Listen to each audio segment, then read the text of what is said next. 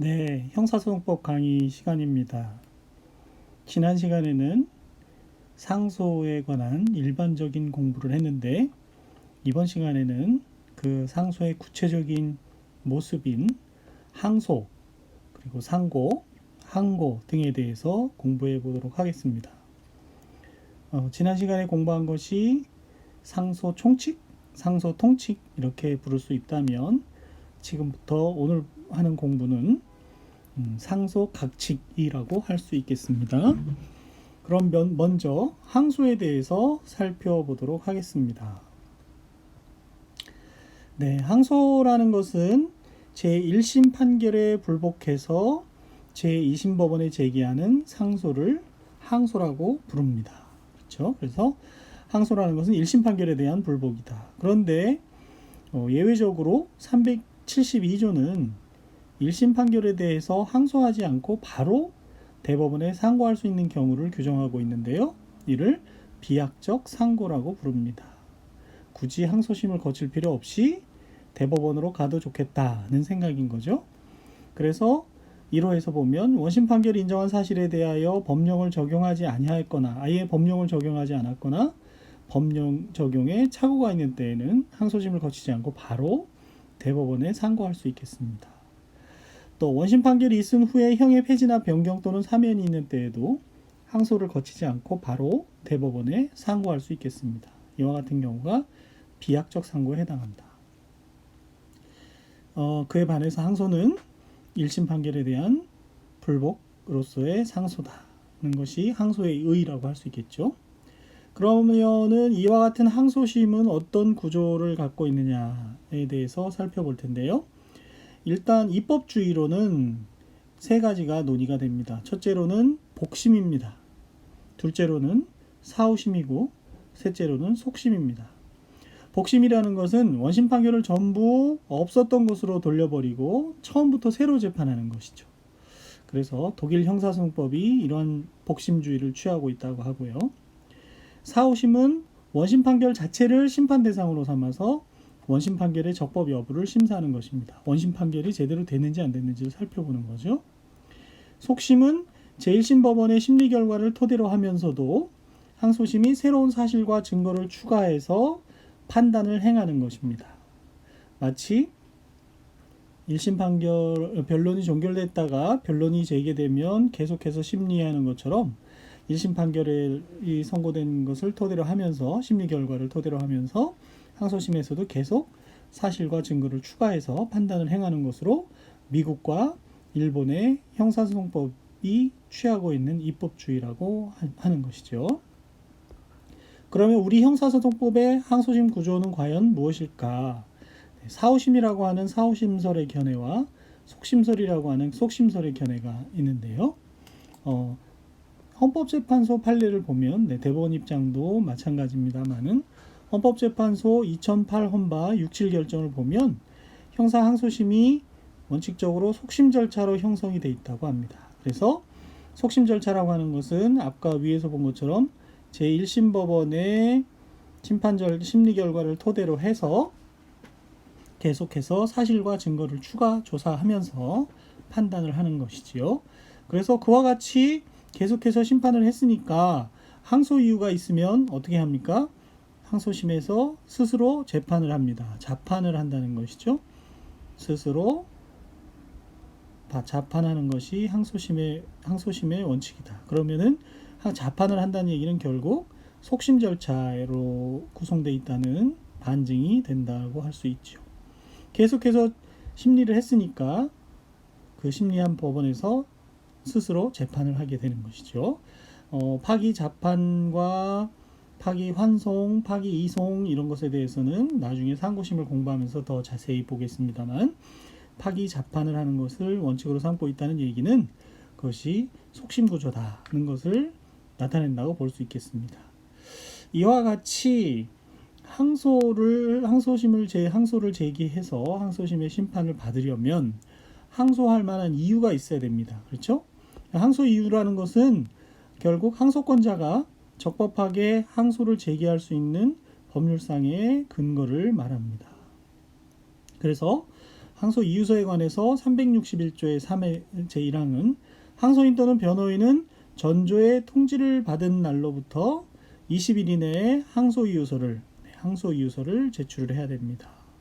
항소법원에 제출해야 합니다. 항소장은 원심법원에 내지만 항소 이유서는 항소법원에 제출을 합니다. 여기서 말하는 전조의 통지라는 것이 무엇일까요? 전조의 통지라는 것은 나중에 또 설명이 나오겠지만 여기서 잠깐 살펴보고 넘어가면, 시간이 이렇게 흘러가면 1심 판결이 선고되지 않겠습니까? 1심 판결이 선고된 날로부터 7일 내에 상소 제기 기간이 됩니다. 그렇죠? 상소 제기 기간. 이 기간 내에 적법하게 상소가 제기가 되면 상소장은 어디에 낸다 그랬습니까? 원심법원에 내면 원심법원에서는 그 상소장을 바꿔서 기록을 1심에서 재판했던 기록을 잘 정비해서 어디로 보냅니까? 기록을 항소법원으로 보내게 됩니다. 그래서 그 소송 기록을 송부하게 되는데요. 상소 제기된 날로부터 14일 이내에 소송 기록을 송부해야 됩니다. 그렇죠? 1심 판결 선고된 때로부터 7일 내에 항소를 제기해야 되고, 항소된 날로부터 항소장이 제기가 되면 14일 내에 항소법원으로 1심법원이 소송 기록을 송부하게 되는데, 그 소송 기록을 송부받은 항소법원은 이제 우리 항소법원에 당신의 항소 기록이 도착을 했다라고 통지를 해주게 됩니다. 그것이 바로 이 4977에서 말했던 전조의 통지가 되겠습니다. 이 통지를 받은 날로부터 며칠 내에요? 20일 내에 다시 항소 이유서를 제출을 해야 됩니다. 어디다가요? 이제 기록이 항소법원으로 갔으니까 당연히 항소법원에 내야 됩니다. 그러면 항소법원에서는 항소 이유서를 상대방에게 송달을 하고요. 그 10일 내에 다시 답변서를 제출해야 되는 그런 구조로 이루어져 있다. 이 소송기록 접수 통지를 받고서 20일 내에 항소 이유서를 제출하지 않으면, 항소장이라 아니죠. 항소 이유서를 제출하지 않으면 어떻게 됩니까? 본안에 대해서 판단을 받지 못하고 바로 항소 기각 결정이 되기 때문에 이 항소 이유서 제출 기간을 잘 지켜야 되는 것이죠. 자, 이와 같이 소송기록 접수 통지일로부터 20일 내에 항소 이유서를 제출해야 되는데, 이 항소 이유서를 제출할 때에는 제소자, 피고인 특칙이라고 해서 구치소나 교도소에 구금되어 있는 피고인 같은 경우에는 그 구치소장이나 교도소장 또는 그 직무를 대리하는 자에게 제출하면 그 기간 내에 항소이서가 제출된 것으로 본다는 특칙이 적용이 됩니다.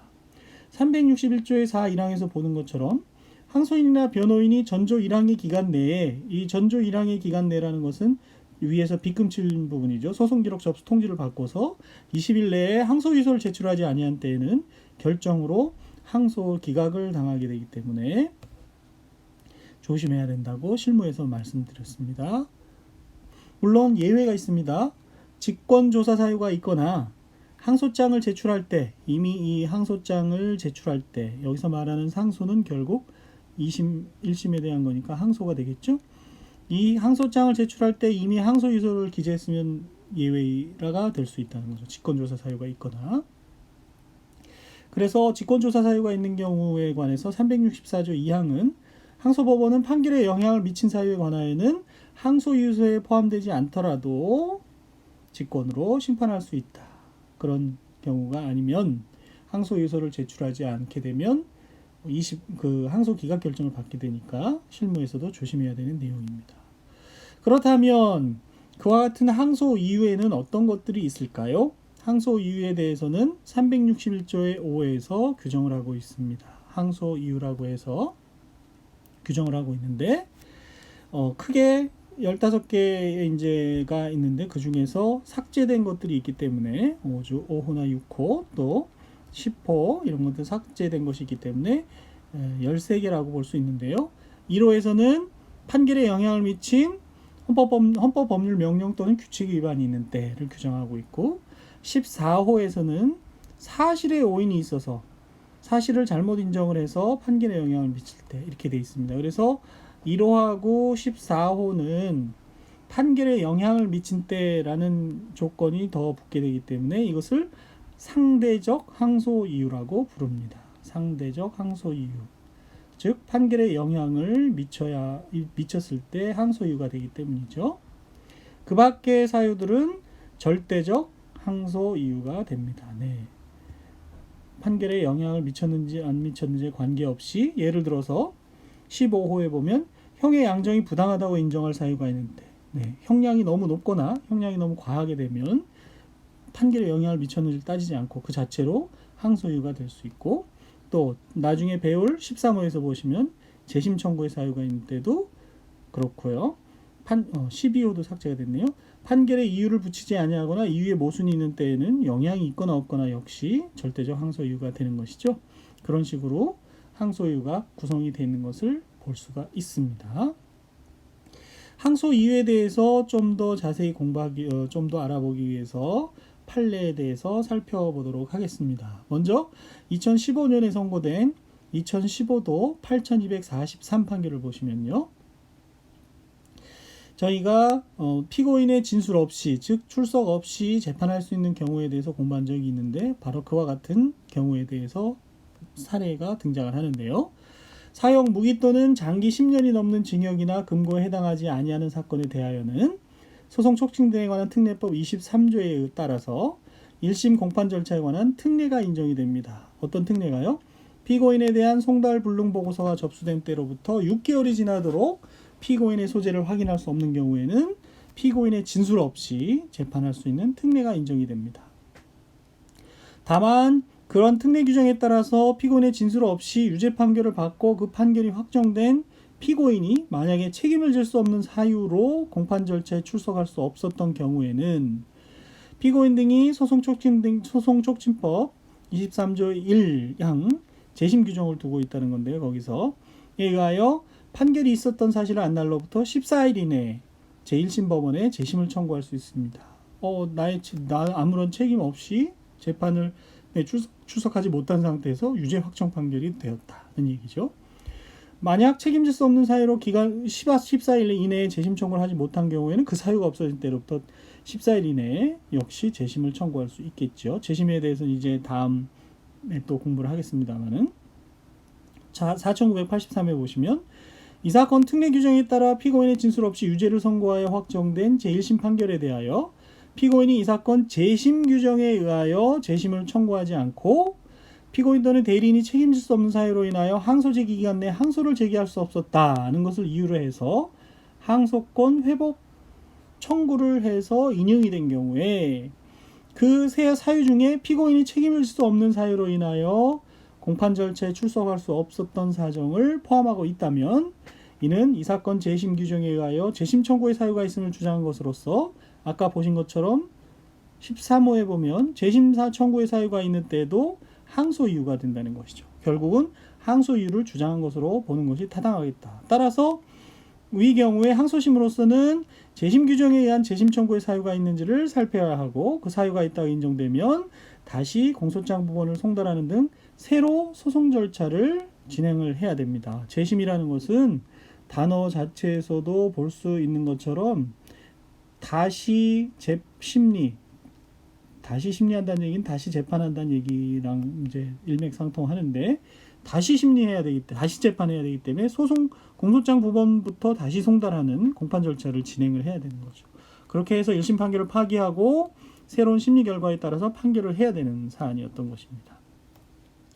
이 사건의 경우에 바로 소송 촉진 등에 관한 특례법에 의해서 특례 규정에 따라서 불출석 재판을 하고 징역 1년이 선고가 돼서 확정이 됐는데, 나는 내 잘못 없이 불출석 재판을 받았다는 이유로 상소권 회복 청구를 하면서 공소장 부분 송달을 받지 못해서 공소가 제기된 사실조차 알지 못했다, 이런 주장을 했는데요.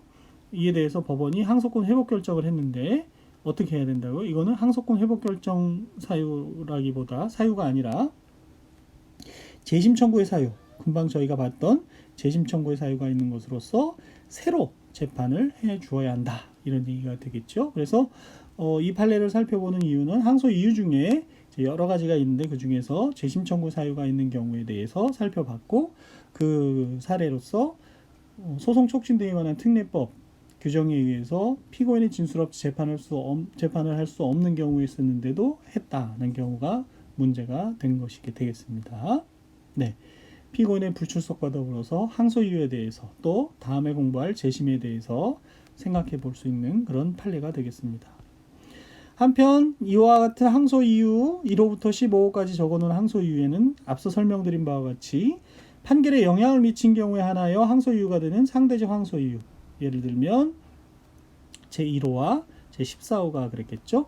판결에 영향을 미친 헌법법률 명령 규칙에 위반이 있는 때나 판결에 영향을 미친 사실오인, 그러니까 사실오인이 있어서 판결에 영향을 미친 경우, 이게 두 가지 경우가 상대적 항소 이유가 되고, 그렇지 않고 일정한 사유가 있으면 판결에 영향을 미치는지 관계없이 항소 이유로 되는 절대적 항소 이유로 이렇게 나누어질 수 있겠습니다. 자, 그러면 아래 판결을 읽고 판결에 영향을 미친 법령 위반, 즉 1호 사유, 항소 이유 중에 1호 상대적 항소 이유에 대해서 판례를 한번 살펴보도록 하겠습니다. 2003년에 선고된 2002도 5748 판결인데요.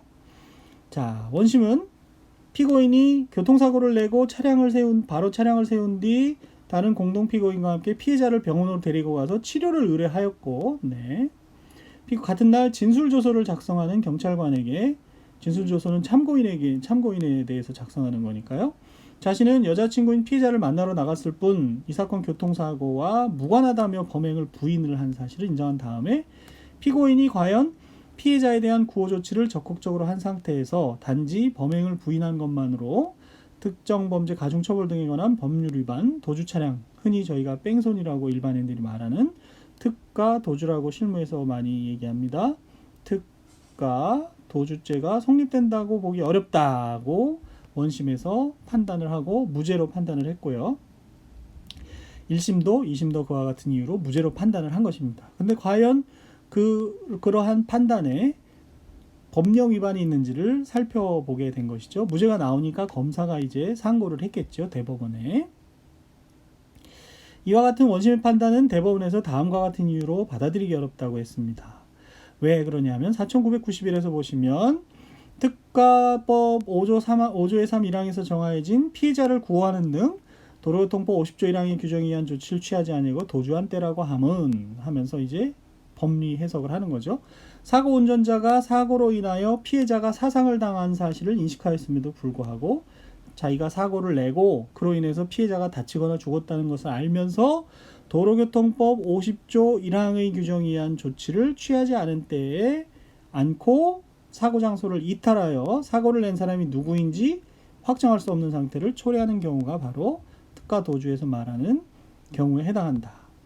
그런데 도로교통법 50조 1항의 규정에 의한 조치, 사고 운전자가 취해야 할 조치에는 피해자나 경찰관 등 교통사고 관계 있는 사람에게 사고 운전자의 신원을 밝히는 것도 포함된다. 신원을 밝히는 것도 조치가 포함된다. 그런데 이 사건에서 보면 앞서 사건 관계에서 본 것처럼 목격자로 행세를 하면서 참고인 조사를 받고 경찰관에게 자기의 신분을 밝히긴 했지만 목격자로 행세하면서 참고인 조사를 받고 귀가를 했다는 것입니다. 그렇다면은 그런 경우 4994에서 보는 것처럼 사고를 낸 사람으로서 취하여야 할 필요한 조치를 제대로 이행하지 아니한 상태에서 목격자라고 하면서 신분을 밝히고 감으로써 결국 교통사고 낸 사람이 누구인지 확정할 수 없는 상태를 초래했다고 판단이 된다는 것이죠. 그렇다면 그럼에도 불구하고 1심과 2심에서 그 특가법 5조의 3 1항의 해석 적용을 그르쳤다. 그래서 판결에 영향을 미쳤다. 법령 위반으로 판결에 영향을 미친 잘못을 저지른 것이다. 그렇다면 상고 이유도 되지만 상고에 대해서 또 보는 것처럼 이것도 1호에서 봤던 항소 이유에도 해당이 된다는 그런 사안이 되겠습니다. 자, 법령 위반을 해서 판결에 영향을 미친 경우가 어떤 경우인가 잘 이해할 수 있는 사례가 되니까요. 이런 경우가 바로 항소 이유 1호에서 말하는 법령 위반으로 인해서 판결에 영향을 미친 경우에 해당하는구나, 이렇게 이해를 하고 넘어가면 되겠습니다. 그리고 4996부터 4998은 필요적 변호사건에 해당하는지 여부를 판단하는 것이니까요. 그에 대해서는 여러분이 한번 살펴봐 주시기 바랍니다. 자, 다음 판결을 보시면 2007년에 선고된 2007도 7835 판결인데요. 피고인의 자백이 그 피고인에게 불이익한 유일의 증거인 때에는 그 증거를 유죄 증거로 하지 못하도록 되어 있습니다. 그것이 형사소송법 310조에서 규정하고 있는 이른바 자백 보강 법칙의 의의입니다. 그렇죠? 자백 보강 법칙에 대해서 좀 더 자세한 것은 강의한 4312 이하를 참조해 주시고요. 증거법 강의에서 증거법을 공부할 때 또 정확하게 등장을 하겠죠. 그래서 자백만 있으면 그것으로 유죄를 인정할 수 없고 반드시 보강 증거가 있어야 되는데, 그러한 보강 증거가 없이 피고인의 자백만을 근거로 공소 사실을 유죄로 판단한 경우에는 그 자체로 판결 결과에 영향을 미친 위법이 있는 것으로 보이는 사안인 것이죠. 네, 자백 보강 법칙을 위반한 그런 항소 이유가 되겠습니다. 자, 이와 같이 항소 이유는 여러 가지가 있을 수 있는데 실무상으로 항소 이유는 크게 세 가지로 구분을 합니다. 첫째, 사실오인의 문제. 둘째, 법리오해. 세 번째, 양형부당입니다. 양형부당이라고 하는 것은 아까 봤던 항소 이유의 14호에 해당하는 것으로 15호죠. 15호에 형의 양정이 부당하다고 생각되는 경우 15호로 생각하시면 되겠고요. 사실오인은 14호, 사실오인으로 인해서 사실 인정이 잘못돼서 판결에 영향을 미친 경우, 나머지 사유는 법리 오해로 이렇게 이해를 크게 큰 틀에서 이해하셔도 큰 문제가 없겠습니다. 그래서 실무상 사용되는 항소 이유서의 양식을 대략적으로 살펴본다 그러면, 항소 이유서는 이제 항소 제기를 한 다음에 소송기록 접수 통지를 받고 20일 내에 제출해야 된다 그랬지 않습니까? 그런 경우 항소 이유서는 다음에 보는 것처럼 사건, 피고인 이런 것을 쓰고 나서 다음과 같이 항소 이유를 개진합니다 라고 하면서, 원심은 이렇게 판단했는데, 원심, 여기서 말하는 원심은 1심이겠죠. 항소니까. 저희는 이런 항소 이유가 있습니다 라고 하면서 사실 오인을 잘못한 항소 이유가 있다. 또는 법리 오해를 한 잘못이 있다. 또는 양형부당의 잘못이 있다. 예를 들면 아까 보신 것처럼 자백 보강 법칙에 의해서 자백만으로는 유죄를 인정할 수가 없는데 보강 증거 없이 유죄로 인정한 잘못이 있다라고 주장을 하게 되면 법리 오해 주장이 되는 거겠죠. 사실 오인 같으면은 피고인이 그와 같은 범죄를 저지른 사실이 없는데 원심이 피고인이 그러한 공소사실 기재 범행을 저질렀다고 잘못 인정했다, 이런 식의 주장이 되겠고요. 양형부당은 피고인이 공소사실을 범행을 저지른 것이 맞다 하더라도 너무 형이 무겁다, 또는 검사 같은 경우에는 너무 형이 가볍다, 이렇게 주장할 수 있겠죠. 이와 같이 실무상으로는 항소 이유가 크게 사실오인, 법리오해, 양형부당 이렇게 세 가지 파트로 이루어진다고 알고 계시면 훨씬 이해하는 데 도움이 되겠습니다. 그 사실오인, 이제 첫 번째 항소이라고 할 수 있는 실무상 사실오인에 있어서는 단순한 소송법적 사실이나 단순하게 양형에 관한 사실은 항소이유로서의 사실오인에 해당하지 않는다는 것이 지배적인 견해가 되겠습니다. 그래서 사실오인은 이제 판결에 영향을 미친 판결에 영향을 미친 사실의 오인에 대해서 얘기를 하는 것이고, 양형부당을 이유로 해서 항소한 경우에는 어떤 문제가 생기는지, 1심 판결에 대해서 양형부당만을 항소 이유로 내세운 피고인이 항소심 판결에 대해서 이번엔 다시 사실오인이나 법령 위반 사유를 들어서 상고할 수 있는지에 대해서 살펴보겠는데요. 결론적으로는 안 된다는 거죠. 항소할 때는 사실오인만 양형부당만 주장을 해놓고 다시 그에 대해서 판결을 내렸는데, 이번에는 사실오인이나 법령 위반 사유를 주장하는 것은 항소심에서 심판 대상이 되지 않았기 때문에 다시 주장할 수 없다는 것이 결론입니다. 그래서 그에 대한 법리를 밝히고 있는 판례가 대법원 2000도 3483 판결이 되겠습니다. 제가 읽어보면, 피고인이 양형부당만을 이유로 항소를 하였고, 그렇죠? 1심 판결에 대해서 항소를 했는데 이 항소 이유가 양형부당만이었습니다. 아까 본 것처럼 사실오인이나 법령 위반, 법리오해 주장을 안 했던 것이죠. 그래서 이에 대해서 원심이 제1심 판결 직고도 파기한 후 1심과 같은 형을 선고한 사건에서 피고인이 이번에는 다시 법리오해나 사실오해의 점을 상고 이유로 상고하면서, 상고할 때도 상고 이유가 있어야 되는데요. 나중에 보듯이 이때 와서 주장하지 않았던 사실오인이나 법리오해 주장을 하는 것은 허용이 된다 안 된다? 네, 허용이 되지 않는다는 뜻을 밝힌 판례가 되겠습니다. 네, 이번 시간에는 여기까지 공부를 하고 다음 시간에 계속해서 항소심의 절차와 재판에 대해서 살펴보도록 하겠습니다. 네, 여러분 수고 많았습니다.